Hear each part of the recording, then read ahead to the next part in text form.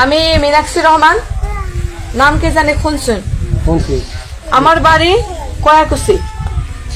আমি একজন আসলে হিন্দু মেয়ে আছিলাম, বাড়ি আমার গোয়ালপাড়া আসাল, কিন্তু আমি বৈবাহিক সূত্রে ইসলাম গ্রহণ করছি আর ইতিমধ্যে হজ করে আইছি।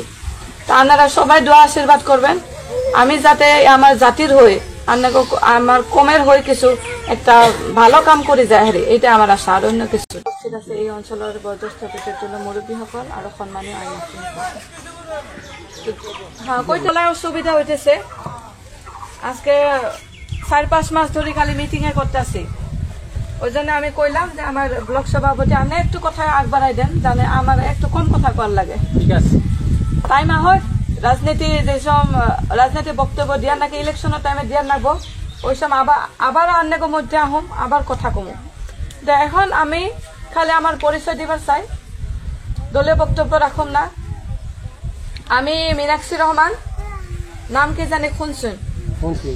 আমার বাড়ি কয়াকুচি। আমি একজন আসলে হিন্দু মেয়ে আছিলাম, বাড়ি আমার গোয়ালপাড়া আসাল, কিন্তু আমি বৈবাহিক সূত্রে ইসলাম গ্রহণ করছি আর ইতিমধ্যে হজ করে আইছি। তা আপনারা সবাই দোয়া আশীর্বাদ করবেন আমি যাতে আমার জাতির হয়ে আমার কমের হয়ে কিছু একটা ভালো কাম করে যায় হারে, এটা আমার আশা, আর অন্য কিছু না। তা শ্রদ্ধার মা বোনরা, আমি এই যে আজকে এখানে আপনাদের মধ্যে আইছি, আজকে দিন কি রাইট কি বৃষ্টি রোদের মধ্যে ঘুরতেছি। আমার স্বামী একজন এসএস অফিসার, মানে ডিসি এডিসি যারা হয় ওই লেভেলের অফিসার, আর আমি নিজে একজন অফিসার আছিলাম। আরো 10 বছর আমি চাকরি করতাম।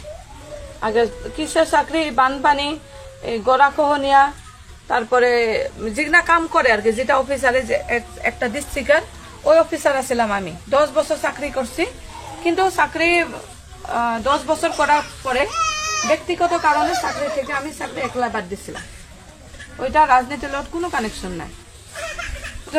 তারপরে আমি যে আজকে দিন রাত এম্পা করে ঘুরতেছি, আমাকে আল্লাহ দিলে ঘর মাটি গাড়ি সব আছে, আমাকে করবার কিছু নাই।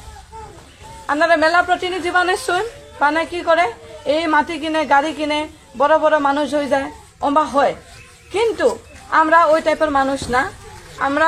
আমাকে আল্লাহ দিলে সব আছে, আমাকে আর কিছু লাগবে না, কিছু করার আশা নাই। আমরা যতটুকু পারি এখন রাইজের জন্য করি আর করুম। আমার স্বামী সৈফুর রহমান বর্তমান একজন ডাইরেক্টর হিসাবে আছে দিসপুরে ওনার অফিস। উনি খালি যে ইলেকশন খেলিম বলে রাইজের সাহায্য করতেছে ওইটা না। আমরা রাজনীতিতে আহম না বলে ভাবছিলামই না যে কোনোদিন আমরা রাজনীতি করুম না।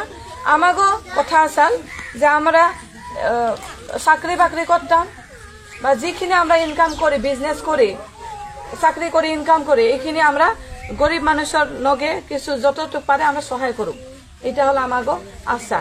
বছরে আমরা না পারি হলো ধরেন যে 5-10 হাজার টাকা বা 2 লাখ টাকা আমরা রাইজের জন্য ধর্মীয় অনুষ্ঠানের জন্য সাহায্য করি। আর এই কাম আমরা 30 বছর 25 বছর আগে থেকে করি, আমরা আজকে ধরি না। তো ওই জন্য আমাকে ওই মানুষরা চিন্তা করলো, আমাকে পাকা সরুক্ষেত্রী মানুষগুলা যে মেলা মানুষ বানাইছিলাম এমএলএ, কিন্তু সবার খালি একটা কথা, বড় মানুষ হওয়ার পরে এই যে স্কিমও টাকা মারি খান নাগে, দুর্নীতি করার নাগে, এই ধরনের কারবার। যার জন্য কইলো যে আপনারা একবার আহেন, আপনারা আইলে আমাকে সমস্ত কাম হব।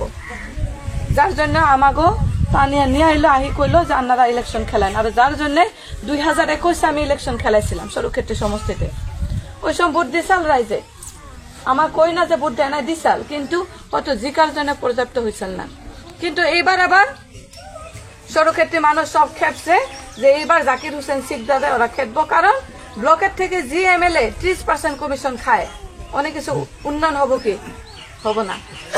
ওই ব্লকের থেকে আরো 2% বিধায়কের ভাইয়ে খায় কমিশন, যিনি কাম করে হিনে খালি কমিশন আর দালাল।